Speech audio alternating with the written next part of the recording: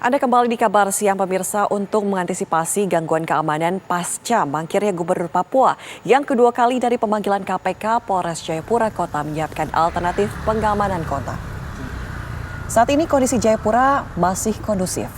Namun petugas menggelar Sispam Kota berupa patroli ke wilayah tertentu yang dinilai rawan. Petugas juga rutin melakukan razia terhadap hal yang mencurigakan. Selain personil dari Polda dan Polres Jayapura Kota, pengamanan di wilayah Jayapura juga diperkuat oleh Brimob Nusantara, Satgas Kartens, dan Kodam 17 Cendrawasih. Akses masuk ke kediaman pribadi Gubernur Papua Lukas NMB hingga saat ini masih diblokir simpatisan. Untuk situasi sampai dengan tanggal 27 September 2022, ini masih keadaan aman dan kondusif. Ya, kita lihat aktivitas masyarakat juga seperti biasa dan memang ada mungkin lokasi yang ada di kediaman Bapak Gubernur Lukas NMB yang mana para simpatisannya ya kurang lebih ada 20-30 yang terus kita monitor ada di seputaran. Tapi kami terus membangun komunikasi dengan pihak-pihak tersebut jangan sampai mengganggu aktivitas masyarakat sekitar. Dan kita lihat komunikasi yang kita bangun ini juga cukup baik juga. Kita tidak dapat laporan atau komplain dari masyarakat sekitar.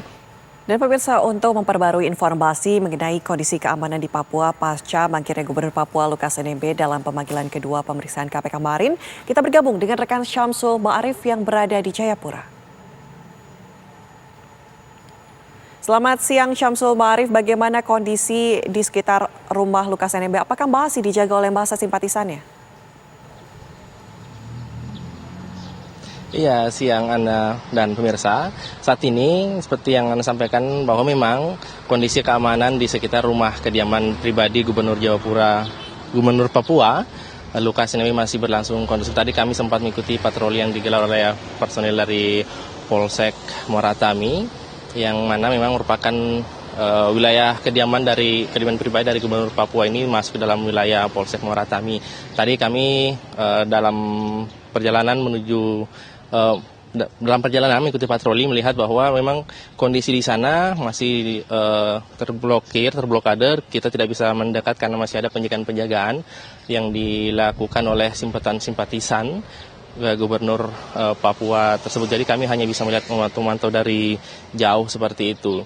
Namun sepanjang perjalanan kami juga tidak melihat adanya perkumpulan massa atau titik-titik kumpul massa. Demikian halnya dengan kondisi keamanan di dalam kota Jayapura sendiri. Di sana juga kondisi keamanan berlangsung kondusif.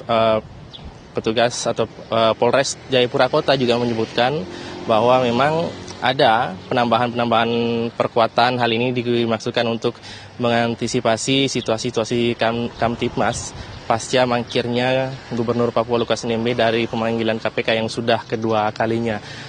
Untuk perkuatan pengamanan, personil dari Kepolisian Papua dibantu oleh Brimob Sulawesi Tenggara, kemudian ada juga dari Satgas Damai Kartens yang ikut melakukan perbantuan pengamanan.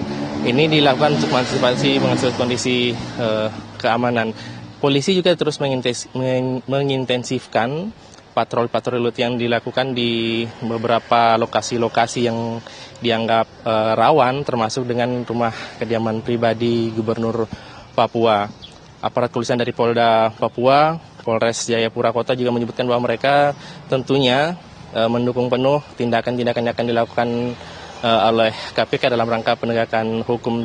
Namun pastinya mereka juga tetap mengedepankan pendekatan untuk menghindari hal-hal yang tidak diinginkan seperti itu.